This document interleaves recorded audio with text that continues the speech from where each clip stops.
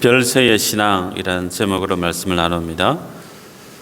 우리 교회에서 출애굽기를 시작해서 오늘 지금에 와서 마지막 시간을 대합니다. 약 한 3년째 시간을 보냈던 것 같아요. 전체적인 내용을 잠시만 생각을 하고 본문으로 들어갔으면 싶습니다. 출애굽기의 내용은 복음의 모형론적인 관점에서 보면 하나님의 백성이 주 앞에 구원을 입고 살아가는 구원의 여정을 따라가는 그런 예표적인 모습의 성격이 짙습니다. 세상을 상징하는 애굽, 그 애굽에서 나서 살다가 그냥 그렇게 티끌처럼 죽어가야 될 인생에 대해서 하나님이 찾아오셔서 구원하시죠. 그 구원하시는 모습의 내용 안에는 어린 양의 죽음이 있습니다. 어린 양의 죽음이 누구를 대신해서요? 이스라엘 백성들을 대신해서 하나님의 심판으로 그 피를 흘린 바 되죠. 그 흘려진 피로 인해서 이스라엘 백성들이 하나님의 구원을 얻습니다. 구원받은 그들이 이 홍해를 건너는데 앞에는 홍해고 뒤에는 애굽의 군대가 있었죠. 그 죽음의 바다에 발을 들여놓고 그 홍해에 들어가는 그 상황을 두고 신약의 사도 바울은 뭐라고 해석을 하죠? 하나님 앞에 세례를 받았다라고 얘기를 합니다. 홍해에 들어갔다가 홍해에 나오는 인생, 그 인생은 애굽의 사람, 그 옛사람은 홍해 안에서 죽고 홍해 안에서 어떻게 해요? 다시금 하나님의 사람으로 살아서 나오는 거듭난 인생에 대한 모습을 홍해에 들어간 사건으로 성경은 예표적으로 말씀을 하고 있죠. 이후에 하나님의 구름이 그들을 어떻게 인도하죠? 시내산으로 이끌죠. 시내산에 와서 하나님의 말씀을 받게 합니다. 그곳에서 하나님과 언약을 맺고 난 이후에 하나님이 그들에게 하나님의 백성이 되게 하시고 그들이 하나님 앞에 제사장의 나라가 되게 하시죠. 그래서 그에 대한 삶을 어떻게 구현해 가시느냐면 성막을 만들라 그렇게 명령을 하십니다. 우리가 지금까지 성막에 대한 내용을 쭉 보면서 하나님 앞에 구원받은 인생은 어떤 인생인가? 성막을 짓는 인생이다. 성전을 지어가는 인생이다 라고 말씀하지 않았습니까? 그래서 그 성막을 완공함으로 인해서 오늘 본문에 보게 되는 하나님의 영광과 하나님의 구름이 그 성막 위에 충만히 임하죠. 그래서 하나님의 구원을 입은 인생이 마지막 자신의 성전을 완성하게 되는 그날 뭘 경험하게 되느냐면 자신을 구원하신 그 하나님의 영광을 대면하는 인생으로 하나님 앞에 가장 영화로운 하나님의 사람으로 변화되어져 가는 모습을 구원의 서정처럼 출애굽기는 그렇게 기술하고 있음을 보게 되죠. 우리들은 지난 시간에 하나님께서 명하셨던 그 성막을 모세가 하나님의 명령대로 다 행했던 것을 살펴보았죠. 하나님의 명령대로 행했을 때 하나님의 말씀하셨던 그 성막이 완성되어지는 것, 그것은 곧 하나님 앞에 구원받은 인생이 하나님의 말씀에 대한 순종을 통해서 하나님이 내 안에 거하시는 처소, 구원받은 성도가 주님 앞에 서는 그날 동안 주님이 내 안에 거하시는 처소, 성전을 지어가는 인생이 되게 하는 원리, 그것은 다름 아닌 주의 말씀 앞에 자원함으로 자발적으로 순종하는 삶이 얼마만큼 중요한가를 지난 시간에 살펴보았습니다. 오늘은 그 이후로 마지막으로 완공되어졌던 그 성막 위에 하나님의 구름으로 임재하시고 그 성막 안에 하나님의 영광이 충만히 임했던 모습, 그리고 그 모습 이후로 이스라엘 백성들이 성막에서 하나님의 구름이 일어날 때 그 구름에 따라 이스라엘 백성들이 앞으로 나아가고 성막에서 구름이 일어나지 아니하면 이스라엘 백성들이 행진하지 아니했던 내용을 오늘 본문 속에서 말씀을 하죠. 그러기에 오늘 우리가 보아야만 될 말씀의 관점은 성막을 완공하고 난 이후에 그 안에 하나님의 영광이 충만히 임했던 그것이 뜻하는 바가 뭘 의미하는가? 하나님의 구름이 성막 위에 우두커니 서고 그 성막에 따라 성막의 위에 솟아난 구름에 따라 이스라엘 백성들이 움직였던 그 행보가, 그 모습이 제시하고 있는 복음적인 메시지가 뭔지를 오늘 본문을 통해서 보기를 원합니다. 첫 번째로 성막 위에 임했던 그 하나님의 구름과 성막 안에 충만히 임했던 그 하나님의 영광이 복음 안에서 제시하고자 하는 그 메시지가 뭔지를 말씀을 통해 보도록 하겠습니다. 우리가 출애굽기를 쭉 보면서 하나님께서 이스라엘 백성들에게 가시적으로 임재했던 그 모습을 가장 분명하게 제시했던 모습이 무엇으로 가장 많이 드러났느냐면 다름 아닌 구름이죠. 구름과 하나님의 임재를 동격화시켰던 모습들을 우리는 쭉 출애굽기를 통해 보아왔는데, 대표적으로 출애굽기 14장 19절 20절에 보면 홍해 앞에 서 있는 이스라엘 백성들을 보게 되죠. 애굽의 군대와 홍해 앞에 놓여 있는 절체절명의 순간에 그들을 하나님이 홍해 안으로 들여보내시고, 그 홍해 안에 들어갔을 때 하나님의 구름 기둥, 불 기둥이 등장을 합니다. 그리고 그 기둥이 이스라엘 백성들 뒤쪽으로, 그리고 애굽 군대 앞에 구름 기둥, 불 기둥이 가서 애굽의 군대들을 어지럽게 함으로 이스라엘 백성들이 아무런 해를 당하지 않고 홍해를 건널 수 있도록 인도하셨던 하나님의 모습 우리는 기억합니다. 그리고 그 구름 기둥이 이스라엘 백성들을 어디로 이끌죠? 시내산으로 이끕니다. 시내산으로 그 구름을 따라 이스라엘 백성들이 따라가죠.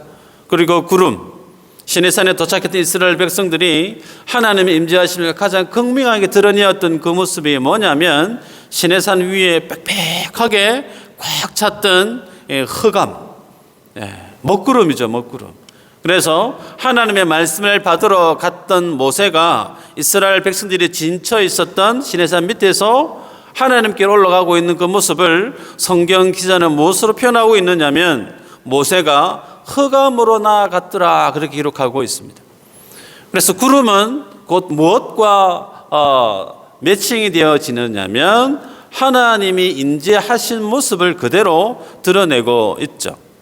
그렇게 하나님의 구름이 임재했던 그 하나님의 구름은 어떻게 이스라엘 백성들을 이끌고 가느냐, 성막을 만들게 하고 성막을 완공했던 그들의 삶이 성막과 함께 광야에서의 40년의 삶을 사는 동안 하나님의 구름이 그들과 함께 동행하죠. 그래서 우리가 보면 하나님께서 이스라엘 백성들에게 나타내 보였던 이 구름 기둥은 하나님과 이스라엘 백성들의 관계 속에서 보면 어떤 기능을 갖게 하느냐면 이스라엘 백성들을 주 앞에 구원하게 하는 구원의 방편과 직결되어 있음을 보게 되죠. 그래서 이스라엘 백성들에게 하나님의 말씀을 받게 하기 위해서 구름 기둥이 활용되어질 뿐만 아니라 그들이 광야에서 하나님의 사람으로 변화되어지는 과정을 가는 그 모든 시간 동안 하나님의 구름은 이스라엘 백성들과 늘 함께 있음을 성경을 통해 보게 됩니다. 특별히 오늘 본문에서 하나님의 성막 위에 구름 기둥이 일어설 뿐만 아니라 성막 안에 하나님의 영광이 충만히 임했던 그 모습이 제시하는 의도는 하나님의 말씀에 따라 만들어졌던 그 성막과 하나님의 구름이 뭘 뜻하게 하느냐면 이스라엘 백성들을 하나님의 백성으로 세우고 그들을 하나님의 제사장답게 만드는 그 모든 일련의 목적을 준비하기 위한 과정들이 완전히 준비되어졌음을 하나님의 영광과 하나님의 구름이 그 성막 위에 일어서는 것을 통해서 이스라엘 백성들에게 보여주고 있다, 그렇게 해석할 수가 있습니다. 여러분, 생각해 보면 이스라엘 백성들의 눈으로 직접 하나님의 임재하신 구름을 보는 것, 그것이 이스라엘 백성들에게 어떤 의미가 있었을까? 하나님이 이런 분이시구나, 하나님이 정말 대단하신 분이시구나, 크신 하나님이시구나, 하나님에 대한 믿음에 대한 의식을 갖기에 좋게 그런 기능을 가졌으리라 생각할 수가 있습니다. 뿐만 아니라 하나님의 영광이 이스라엘 백성들이 만들었던 그 성막 안에 충만히 임한 것, 그것은 본문에서 우리가 보면 모세조차도 그 하나님의 성막 안에 함부로 들어가기 힘들었을 정도로 그렇게 하나님의 영광이 충만히 하나님의 성막에 임한 그 내용, 그 모습 앞 이스라엘 백성들이 느꼈었던 그 모습은 어떠했을까 생각해 보면 상당히 벅차고 감격이 되고 무한히 기쁘지 아니했을까 싶어요. 왜 그러냐면 그들은 좀 전까지만 해도 하나님의 언약을 배반했던, 배교했던 그들 아닙니까? 황금 송아지 우상을 섬겼던 그들, 부족한 그들의 모습임에도 불구하고 하나님의 참으심과 하나님의 은혜로 성막을 완공케 하시고 조금만 영광되게 주님이 찾아오셔도 될 텐데 사람이 감히 들어가기도 조차 힘들 정도로 사람이 감당하기 힘든 그 하나님의 영광스러운 모습을 보게 하신 그 의도, 그 속에는 그 정도로 하나님께서 이스라엘 백성들을 향한 하나님의 뜻, 그들을 하나님의 백성이 되게 하고 그들을 하나님의 제사장 나라로 삼고자 하는 그들에 대한 하나님의 사랑, 이스라엘 백성들에 대한 하나님의 뜻이 이 정도로 확실하다라고 하는 부분을 그들의 눈으로 보게 하셨던 의도임을 우리는 생각할 수가 있습니다. 여러분, 이 모습이 구약에서 오늘 보게 되어지는 출애굽기에서 보게 되는 마지막 이 장면의 내용이 그렇다면 복음의 모형론에서 복음의 실체는 어떤 모습으로 구현되어질까? 성경을 찾아보면요, 우리가 알고 있는 것처럼 성막의 완성은 곧 무엇과 직결되어지느냐면 성막은 곧 예수 그리스도를 상징한다라고 말씀했죠. 성막은 예수 그리스도, 참된 성전인 예수님을 상징한다라고 말씀했습니다. 그 성전을 완공했다라고 하는 것은 다시금 얘기하면 예수님을 믿음으로 주님과 함께 동행하는 인생이 하나님과 온전히 연합되어져 있는 모습을 내다보게 합니다. 그리고 그 안에 하나님의 영광이 충만히 임했던 그 내용은 다름 아닌 하나님께서 예수님과 연합되어 있는 인생에 대해서 너는 나의 백성이야 라고 하는, 너는 내 소유야 라고 하시는 그 하나님의 인치심에 대한 내용이 오늘 이 본문에서 보게 되죠. 사도 바울은요, 에베소서 4장 30절에서 이렇게 밝힙니다. 하나님의 성령을 근심하게 하지 말라. 그 안에서 너희가 구원의 날까지 인치심을 받았느니라. 구원의 날까지 인치심을 받았다. 그래서 너희들은 성령 하나님을 근심하게 하는 행동을 해서는 안 된다라고 말씀을 하시면서 예수 그리스도와 연합되어지는 인생은 하나님이 거하시는 성전의 인생과 동시에 그 하나님의 성전이 된 인생 안에는 누가 있다고요?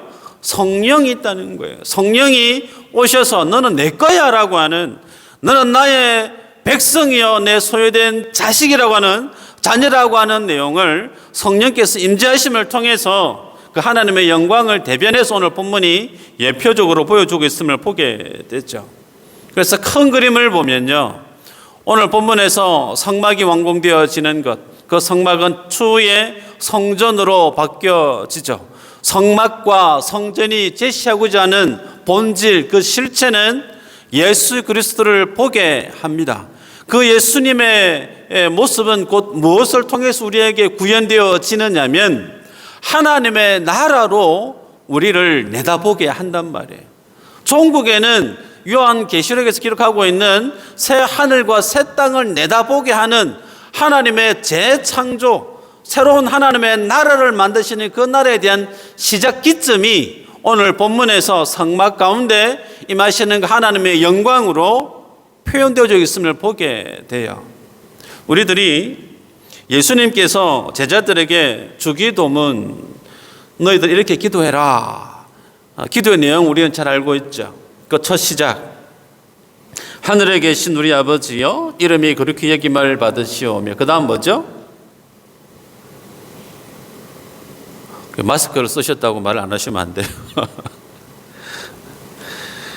뜻이 하늘에서 이루어진 것 같이 땅에서 이루어지이다. 우리 그렇게 표현을 합니다. 기도를 하죠. 자, 여기서 중요한 게요. 뜻이 하늘에서 이루어진 것 같이 땅에서도 이루어지이다라는 그 내용, 이 기도의 내용 안에 어떤 것이 하나님의 농의가 있느냐면 하늘에서는 하나님의 뜻이 이루어졌대요. 그게 뭘까요? 완성된 그 하나님의 나라가, 천상의 하나님의 나라가 있다는 겁니다. 완성되어진 그 하나님의 나라가 이 땅에 이루어지기를 기도해라라고 말씀하고 있어요.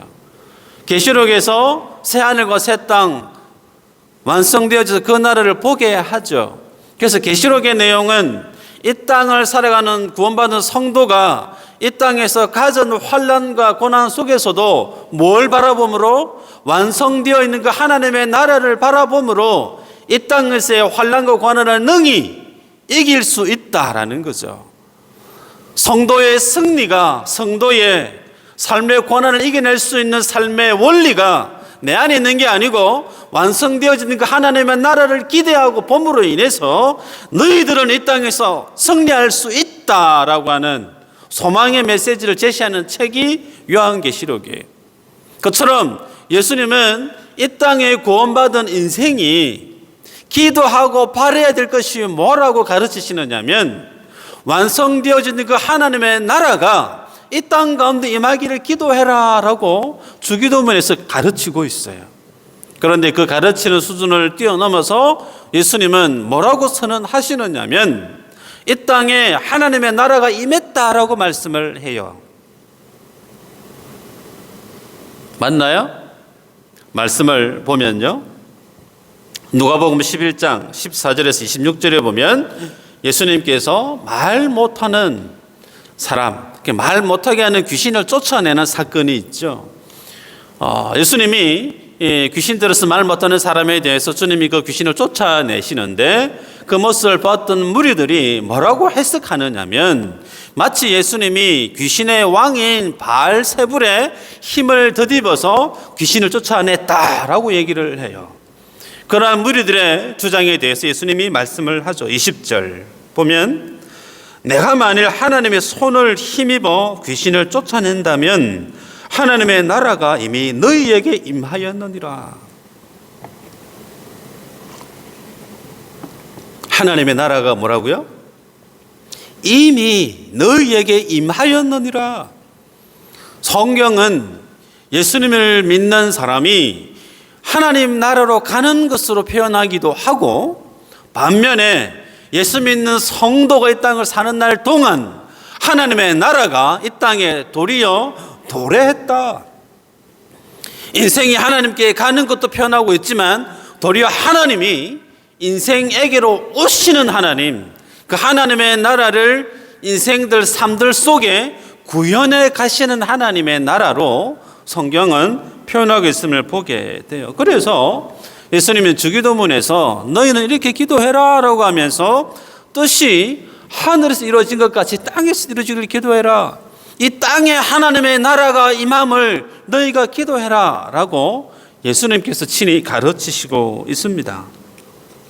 자, 중요한 것은요, 이러한 하나님의 나라를 보게 하는 그 예표적인 모습이 성막에 임한 충만한 그 하나님의 영광이라고 할 때, 그러면 그 충만한 그 하나님의 나라 안에 그 주님의 나라는 성도에게 있어서 어떤 모습으로 나타날까, 어떤 모양으로 구현되어질까를 볼 필요가 있겠죠. 그 모습이 어떻게 드러나냐면 오늘 본문에서 성막에서 하나님의 구름이 일어나는 거예요. 그 구름이 일어나서 움직이는 동선에 따라 이스라엘 백성들이 따라 움직였다는 거예요. 그래서 그 움직임이 예를 들어서 성막에서 구름이 일어나지 않는다, 그럼 안 움직이는 거예요.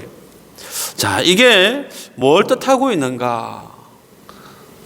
예능 프로를 보시는지 모르겠지만 KBS ETV에서 개는 훌륭하다라고 하는 예능 프로가 있어요.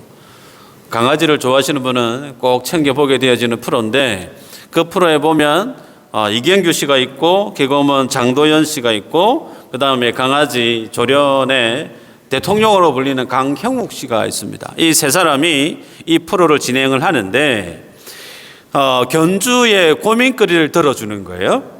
강아지가 난폭하다든지 강아지가 주인과 함께 살아감에 있어서 문제를 일으켜서 그 문제를 도무지 해결할 수 없을 때 이 프로의 의뢰를 요구하면 강혜욱 씨 개 대통령이 가서 그 문제를 풀어주는데 그 모습 속에 항상 빠지지 않는 모습이 있어요. 그게 뭐냐면 강혜욱 씨가 강아지의 목줄을 잡고 함께 산책하는 장면이 꼭 등장을 합니다. 보신 분은 아실 거예요. 그러면 주인이 강아지 목줄을 가지고 가면 강아지가 막 달려가요. 덩치가 큰 강아지는 사람을 질질 끌고 갑니다. 그런데 강혜욱 씨는 절대 그렇게 하지 않습니다. 단단히 목줄을 잡고 자기보다 앞서지 못하게 해요. 자기보다 앞서 가려고 하면 강하게 목줄을 낚아채죠. 강하게. 그 훈련을 계속 시킵니다. 뭘 가르치고 있을까요? 강아지에게 목줄을 단단히 잡고 함께 산책하면서 개의 주인이 누구냐라고 하는 것을 가르치고 있는 거예요. 너의 주인은 네가 아니고 주인이 나라고 하는 사실을 강아지 목줄을 단단히 잡고 계속해서 그걸 가르칩니다. 그래서 주인이 멈추면 여지없이 강아지도 가는 걸음을 멈추고 고개를 뺄끔 보면서 주인의 움직임에 예의주시하죠. 여러분, 이 모습이 무엇과 동일하냐면, 죄송스럽지만 오늘 본문에서 성막에 구름이 일어날 때 그 구름의 움직임에 따라 이스라엘 백성들이 움직이게 했던 모습과 전혀 다르지 않다는 거예요. 그러면 성막에서 구름이 일어나서 움직이는 그 동선에 따라 이스라엘 백성들이 움직였다라고 하는 그 안에 녹아있는 영적인 의미가 뭐냐면, 이스라엘 백성들에게 있어서 그들의 주인이 누구냐라고 하는 것을 주님이 제시하고 있는 거죠. 너희의 주인은 나 여호와 하나님이야 라고 하는 사실을 하나님이 성막 위에 일어나는 구름을 통해서 보여주고 있습니다. 그들에게 있어서 그들의 결정권, 그들의 주도권, 그들의 삶의 모든 근원을 거머쥐고 있는 이가 이스라엘 백성 너희에게 달려있는 것이 아니고 나 여호와께 달려있다라고 하는 것을 이 구름을 통해서 가르치고 있다는 사실이죠. 여러분, 이 삶이 어떻게 그들에게 펼쳐질까요?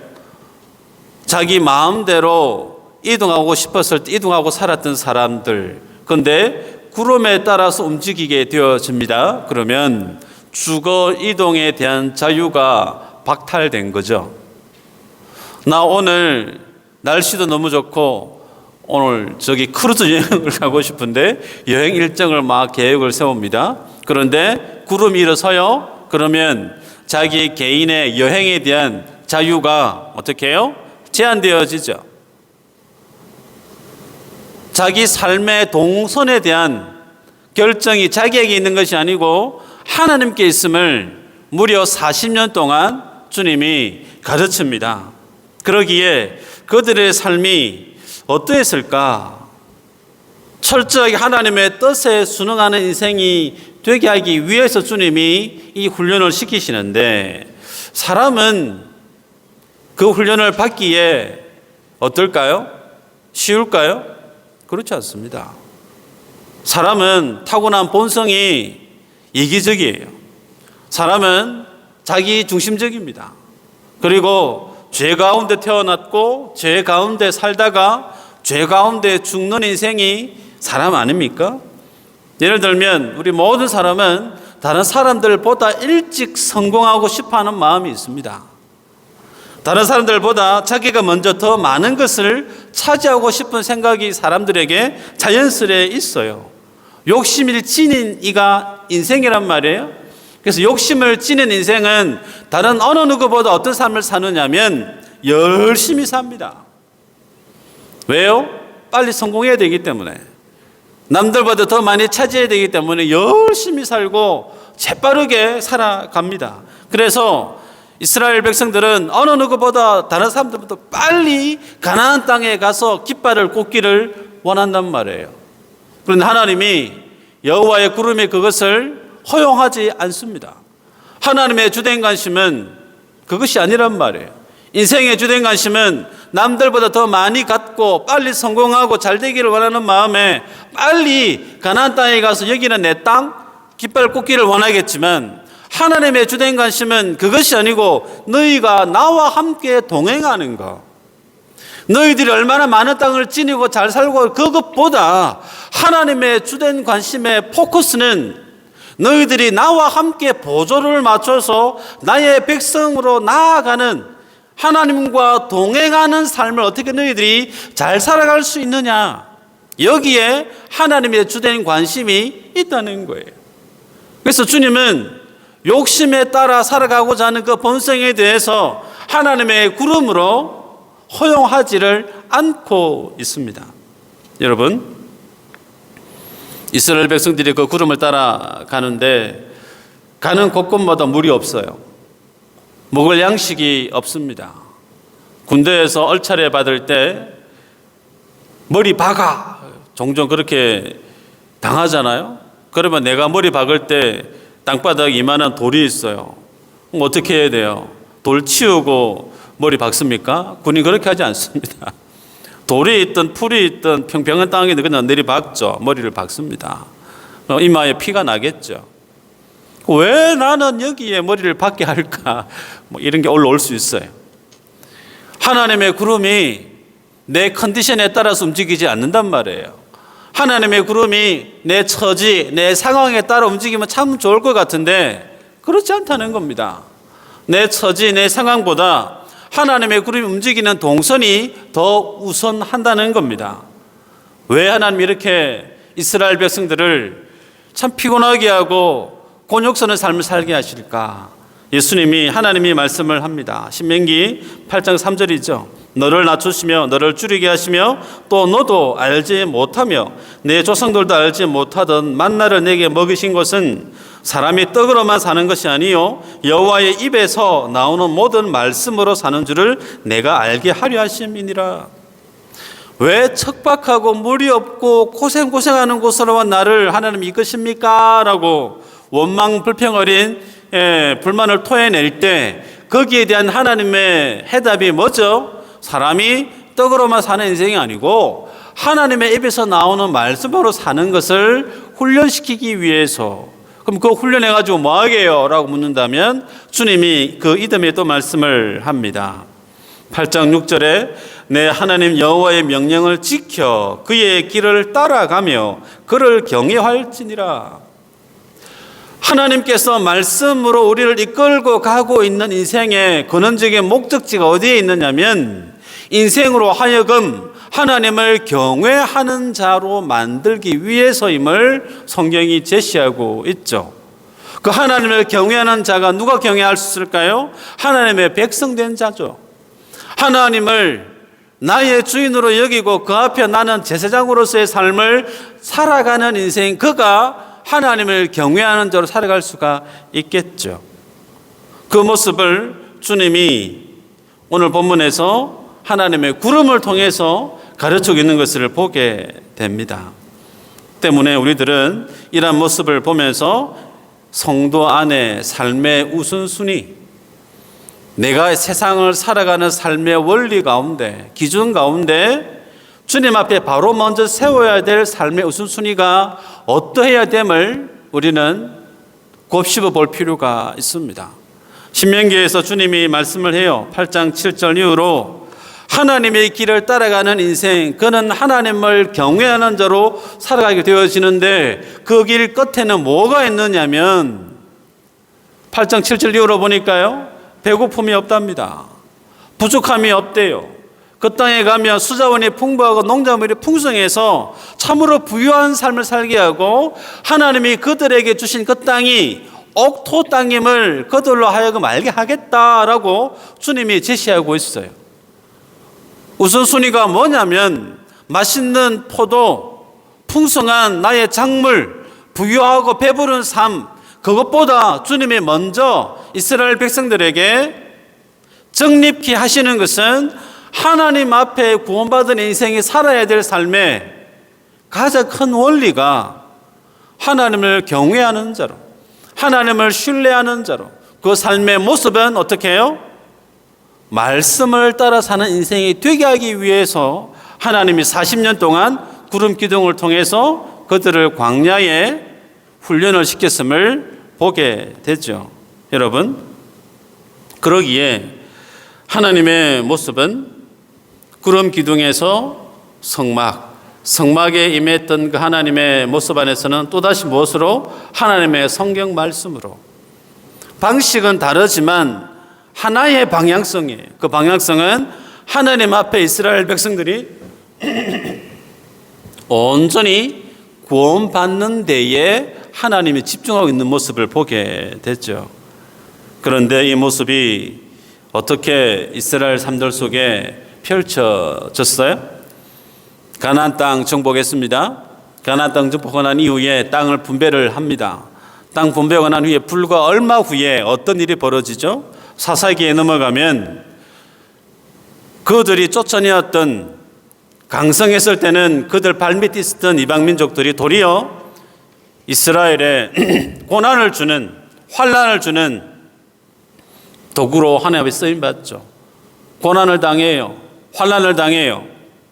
그 이유가 어디에 있느냐라고 물었을 때 사사기에서는 그 삶의 원인을 이렇게 표현합니다. 각자 자기 옳은 소견대로 행하였더라.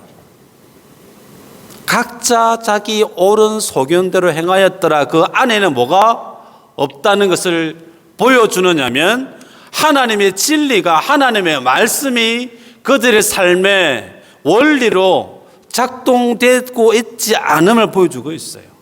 구름 따라 살았던 그들의 삶의 태도가 없어졌다는 거예요.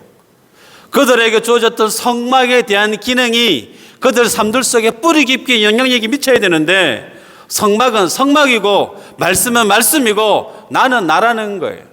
그래서 인생의 주인이 하나님임을 40년 동안 가르쳤던 그 하나님의 광야의 특별 하드 트레이닝에 대한 훈련은 사사기에 넘어가서는 그 흔적을 찾아보기 어려워졌다는 거예요. 하나님이 그들의 주인이 아닌 자기 자신이 곧 그들의 주인이 되고 만 모습을 사사기에서 보여주고 있죠. 이러한 뼈아픈 실수를 했던 그들이 종국에는 나라를 잃어버립니다. 하나님을 신뢰하지 않는 우상 숭배하는 그들에게 있어서 하나님의 영광이 성전을 떠나가 버리죠. 성전도 회파되어져 버리고 나라도 무너져 버립니다. 이후에 그들이 왜 우리가 이렇게 되어졌느냐 뼈아픈 반성을 하죠. 후회를 합니다. 그에 대한 내용이 느헤미야 9장 이후로 쭉 소개돼요. 거기에 보면 하나님께서 자신들의 조상 아브라함에 찾아오셔서 언약을 맺으셨고 자신들의 조상이 애굽에서 살 때 하나님이 찾아오셔서 그들을 구원해내셨고 구름기둥 불기둥으로 그들을 홍해를 건너게 하시고 시내산에서 하나님이 언약을 주시고 법궤를 주시고 하나님께서 그들을 이끄셔서 가나안 땅에서 풍성한 삶을 살게 하셨고 그들이 살았던 그들의 역사를 쭉 기록하고 있습니다.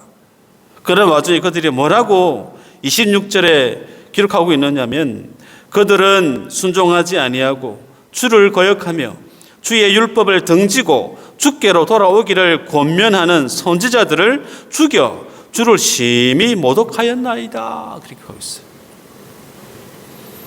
하나님의 백성이 도리어 하나님을 모독하는 자로 살았기 때문에 오늘 우리가 나라가 망하였구나, 우리가 이렇게 실수를 했구나, 그들이 느헤미야 9장에서 회개하는 모습으로 믿음의 모습을 바꿉니다. 이에 대해서 하나님이 어떻게 처방을 하시고 대응을 하시느냐면 예레미야 선지자를 통해서 새로운 언약을 맺게 하세요. 이 부분이 중요한데요.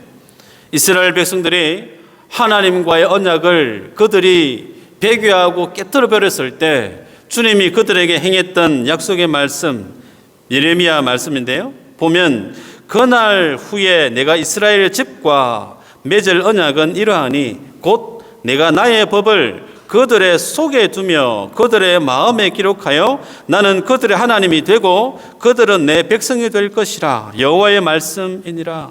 이 말씀에 보면요, 하나님의 법을 어디에 두느냐면 그들 속에 두겠다 말씀이에요. 그들 속에 하나님의 말씀을 그들 마음속에 기록하겠다. 그렇게 말씀을 해요. 하나님의 율법책에 기록하는 것이 아니고 하나님이 이스라엘 백성들과 맺을 그 하나님의 언약을 그들의 마음 신비에 새기겠다. 그렇게 말씀을 합니다. 그래서 더는 여호와 하나님이 누구인지를 가르칠 필요가 없는 삶을 살게 하겠다. 왜요? 작은 자나 큰 자나 모두가 다 그 마음속에 하나님의 언약이 기록되어져 있어서 하나님은 이런 분이라고 다 알고 있기 때문에 큰 자든 작은 자든 어느 누구든 하나님은 이런 분이라고 말할 필요가 없을 정도로 주님이 그들에게 새로운 언약을 맺겠다. 그렇게 말씀을 해요. 그 사건이 뭘까요? 그들 마음속에 신비에 하나님이 말씀을 주시는 그 내용은 다름 아닌 예수님 이 땅에 오셔서 십자가 사역을 완성하시고 난 이후에 마가다락방에 하나님의 성령이 강림한 사건으로 구현되어지는 것을 보게 됩니다. 그래서 전국에는 주의 모든 백성들 속에 성령이 오셔서 그들의 주인으로 좌정하시고 그들로 하여금 하나님이 거하시는 성전이 되게 하시는 삶으로 성령께서 이제는 그들의 삶을 주도하신다라고 말씀을 합니다. 여러분, 인생은 구름 기둥 앞에서도 불평불만했죠. 율법과 성전이 그들에게 주어졌음에도 불구하고 그들은 각자 제 길로 갔습니다. 그러나 이제는 하나님께서 더 이상 성도된 인생 자기 마음대로 살 수 없게끔 성령께서 찾아오셔서 그들의 주인으로 그들의 삶을 드라이브 하시겠다. 그렇게 말씀을 하십니다. 그러기에 오늘날 이 땅을 살아가는 성도는 매일매일 무엇을 경험하며 살아가는 인생이냐면 세상과 이별해가는 삶을 사는 이가 성도의 삶이에요. 세상과 이별하는 삶. 애굽에서 살던 인생을 하나님이 찾아오셔서 그들로 하여금 세상이 아니라 하나님의 나라의 백성으로 불러냈던 것처럼 성령 하나님은 오늘날 성도에게 찾아오셔서 너희들이 비록 세상에 살지만 너희는 세상의 사람이 아닌 하나님의 사람으로 살아가게끔 불러낸다는 거예요. 그래서 성도는 매일매일 이 땅에서의 삶을 어떻게 살아가느냐면 이 세상과 이별해 살아가는 사람, 별세의 삶을 사는 이가 누구라고요? 성도라는 거예요. 그래서 교회라고 하는 에클레시아라고 하는 그 말도 동일하게 하나님께서 세상으로부터 뭐 했다는 거예요? 불러낸 사람. 세상으로부터 불러낸 이들이 누구란 말이에요? 오늘 저와 여러분 모두가 이 에클레시아고 별세의 삶을 살아가고 있는 이들이 주 안에 있는 성도의 삶의 정체성이라는 거죠. 점검해 볼 필요가 있습니다. 나는 세상 속에 살면서 세상 사람으로 살아가느냐 아니면 그 세상 속에서 하나님의 정체성을 지닌 하나님의 백성으로서 살아가고 있느냐 다릅니다. 그러면 결론적으로 세상에서 불러냄을 받은 별세의 삶을 살아가는 성도는 그 삶의 양식이 삶의 모습이 어떠해야 되느냐 무엇으로 드러나느냐 결론적으로 말씀드리고 말씀을 맺습니다. 성경에 보면요 사무엘상 6장 10절 이후로 보면 블레셋 땅에 하나님의 법궤가 들어가고 난 이후에 그 법궤로 인한 하나님의 재앙이 블레셋 땅에 만연해지죠. 참다 못한 많은 사람들이 이 법궤 돌려주자 결정을 합니다. 그래서 어떻게 결정을 내리느냐면 전 나는 암소 새끼를 둔 전 나는 암소에게 수레를 매이게 하죠. 그 수레에 하나님의 법궤를 올려놓습니다. 그리고 각장 그들에게 재앙을 주었던 우상의 형상들을 같이 올려놓죠. 그러고 난 다음에 송아지를 가게 하는데 인위적으로 가게 하지 않습니다. 앞에서 끈다든지 뒤에서 때린다든지 그러지 않아요. 그냥 법궤 위에 수레에 올려놓고 멍에를 암소 위에 올린 게 다죠. 근데 그 송아지가 어떻게 행동합니까? 울면서 어디로 가느냐면 베스메스를 향해서 쭉 갑니다. 울면서 좌로 우로나 치우치지 않고 갔다는 거예요. 여러분, 보통 암소는 전 나는 자기 새끼를 두고 그 우리를 떠나는 법이 없죠. 그런데 그 암소는 그러지 않았다는 거예요. 펑펑 울면서도 그 수레를 묵묵히 끌고 뒤도 돌아보지도 않고 좌우로 우로 치우치지 않고 베스메스로 쭉 갔다는 겁니다. 이게 뭘 뜻할까요? 그 수레에 하나님의 법궤가 있습니다. 성도라고 하는 삶의 모습은 하나님의 말씀을 맡은 인생이에요. 말씀의 메인 인생이란 말이에요. 성도는 하나님의 말씀과 하나님의 그 언약이 메인 인생으로서 자신의 본성을 거스르며 살아가는 이가 성도라는 겁니다. 자기의 욕심을 따라 사는 인생이 아니고 자기의 죄악된 본성에 순응하며 살아가는 인생이 아니고 말씀의 메인 인생은 하나님의 말씀에 따라 자기의 본성을 거스르며 살아가는 사람, 세상과 이별하며 살아가는 사람의 모습이 베스메스를 향해 나아가는 암소의 모습으로 구현되어지고 있어요. 그 암소가 종교는 어떻게 됩니까? 많은 사람들이 보고 나무를 하고 그 소를 잡습니다. 번제물로 잡아요. 이 모습이 뭘 뜻할까요? 하나님 앞에 구원받은 인생이, 말씀의 메인 인생이 삶의 모습이 무엇으로 드러나느냐면 죽는다는 겁니다. 세례받는 의미, 그 속에는 죽음의 의미가 있죠. 옛 사람이 죽는 거예요. 예수 그리스도를 믿는 의미 다른 거 아닙니다. 나의 욕심대로 살던 나의 옛자는 죽고 그리스도 안에서 새 사람으로 살아가는 것이 예수 믿는 모습 아니에요? 지난번에도 말씀을 드렸죠. 제가 말씀드렸는데 고린도후서 5장 15절에 바울이 얘기합니다. 그가 모든 사람을 대신하여 죽으심은 살아있는 자들로 하여금 다시는 그들 자신을 위하여 살지 않고 오직 그들을 대신하여 죽었다가 다시 살아나신 이를 위하여 살게 하려 하심이라. 다르지 않죠? 신약이나 구약이나 하나님 안에 있는 성도의 삶의 모습은 말씀대로 살아가는데 그 말씀에 순응하는 그 모습은 무엇으로 구현되어지느냐면 내 욕심대로, 내 뜻대로, 내 마음대로 사는 것이 아니라 자기를 죽여가며 자기를 부인하며 자기에게 주어진 십자가를 지고 하나님의 영광을 내다보며 완성된 그 하나님의 나라를 바라보며 이 땅에서 삶을 살아가는 그가 구원받은 이 땅의 성도의 삶의 모습이라고 성경은 통일성 있게 말씀을 주십니다. 말씀을 맺는데요. 그러기에 오늘 우리는 오늘 이 본문을 보면서 나의 믿음의 자세를, 나의 믿음의 방향을 돌아볼 필요가 있죠. 주 앞에 서 있는 나의 신앙의 믿음의 우선순위, 내가 구원받은 하나님의 자녀가 맞는지, 내가 정말 구원받은 하나님의 자녀이면 그는 하나님의 뜻과 하나님과 동행하는 삶을 살아간다. 성경은 그렇게 우리에게 제시합니다.